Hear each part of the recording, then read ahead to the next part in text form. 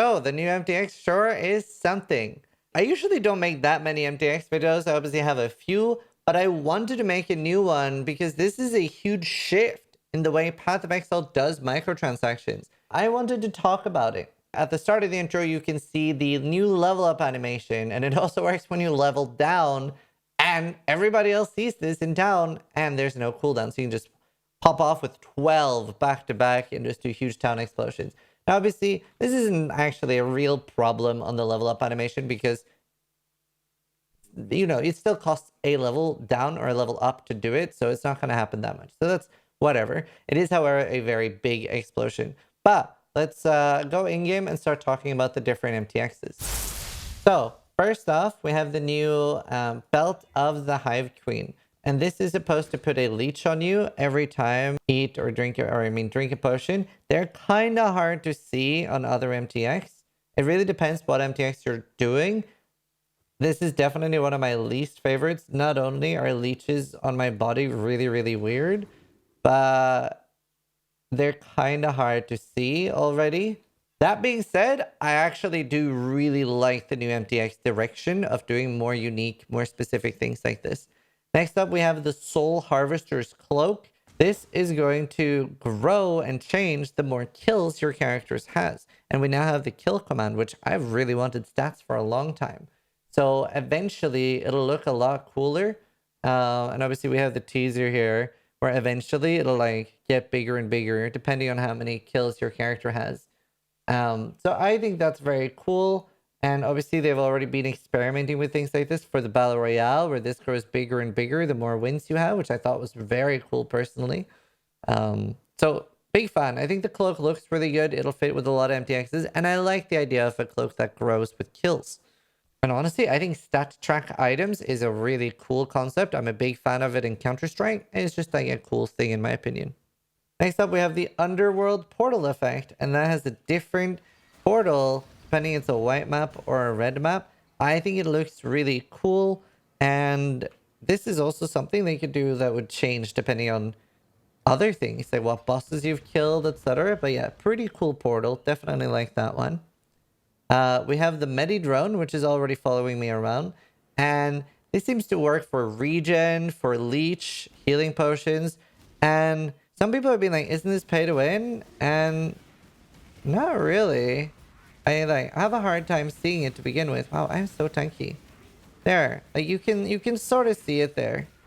There's like, it definitely does not offer an advantage over either the life bar there or there, and it's like I said, pretty hard to see. So, however, they do make a good point. There definitely could be the case of something they add that could be considered pay to win visually. So, you know, that could be worrying. But I wouldn't say the Medi Drone is that. Next up, we have the Ring of the Exorcist, the Grim Reaper apparition effect. We'll show both of those at the same time. There you see the Grim Reaper appears and calls them, and you see skulls coming out. Maybe it was the Soul Stunning Weapon. That was it. That's the out-of-body experience. So, I mean, personally, I actually really like the 2D effect of the battle pass more than some of these, but a lot of them are pretty cool too, and I think they have a lot of potential by doing things like this. Next up, we have Cloak of the Elements, and what this does is it will get longer and look different depending how much more max stress you have. So I'm pretty sure if I take off, yeah, you can see here, now it's no longer as long. I don't know if it gets even longer when I get like 90 max stress. It'd be cool if like 90 max stress would be like super beefy cloak. But either way, pretty cool concept of changing along with our character. And then we have the Ring of the Black Star. That's the thing I showed at the start of the video. And that is whenever you level up or level down, that does that huge explosion.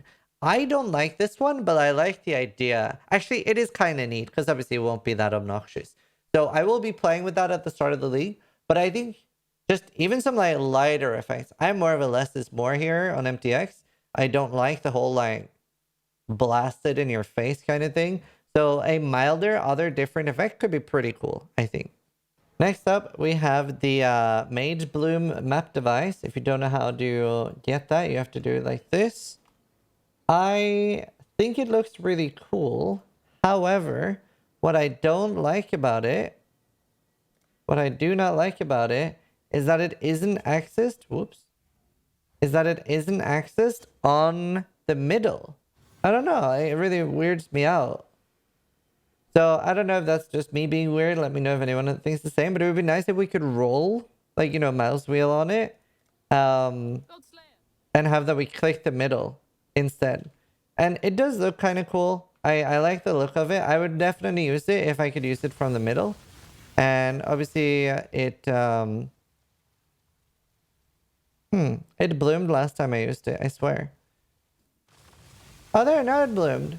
Wonder why it didn't bloom last time. Does it only bloom on 16s? But yeah, like, it looks very cool.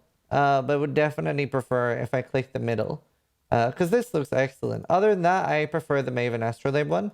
And I love that they're doing MTX for things like this. I think it's very cool, even if they're not always my favorite one. Next up, we have the Chevron's Tome. Goes in the hip attachment. We have hips now? News to me.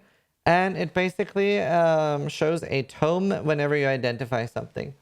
It's pretty cute. Some people like it, some people don't. I am slightly like it. I'll probably play with it on my first character and see how I feel. Maybe it gets a bit much. But either way, interesting thing to experiment with. Next up, we have the Soul Stunning weapon effect. Gives you like a glow after your weapon. And whenever you stun something, it's kind of hard to see. But you can like kind of see that there's a green after effect there, which is the monsters being like stunned and getting an out-of-body experience. Shame that they're also dead, so they don't get to talk about it. Oh, actually, maybe if I do max range shield charge. Either way, they get that out-of-body experience. Out-of-body experience. And then they die. Next on, we also have the Searing Quicksilver. I personally love this one. This is my favorite. I think it's really cool. However, I wish we at least had an option to toggle if it should re-explode whenever it's pressed or if it's only once. Because as you can see now, I pressed it 3 times and it only exploded once. I like exploding multiple times. So it would be nice to have the option, especially on MTX that we're paying for. But either way, I think it looks really cool. It's a really nice character effect. And yeah, it just looks really cool. I like that a lot, actually. So, not the biggest fan of all of the individual MTXs. I actually really liked everything from the Battle Pass, the Kiarak Battle Pass. And I like that they're doing a new one. Obviously, I've made videos in the past about monetization. And I've talked about how I love cosmetic monetization in game. You can do whatever you want with cosmetic monetization in game, so that they feel the less need to sell us stash tabs, the less need that they feel like they're missing out by not having very predatory monetization. And personally, I'm obviously very against mystery boxes, but at least the Path of Exile mystery boxes are just stupid tax. They don't have other games have mystery boxes where you can only get things from mystery boxes, or you have a limited time to get them from mystery boxes, and that ends up costing several $100s. So at least in Path of Exile, all the things from mystery boxes are now put into the game eventually. So while I'm still against them, think they're stupid, they are better than a lot of other mystery boxes. And I do have a separate video talking about monetization, and why I'm so in favor of cosmetic monetization. Obviously, the game company deserves and should make a shit ton of money. They do a great job. But I'm very against whenever you start selling solutions to problems, because then you start creating problems and selling the solution. I think that's bad.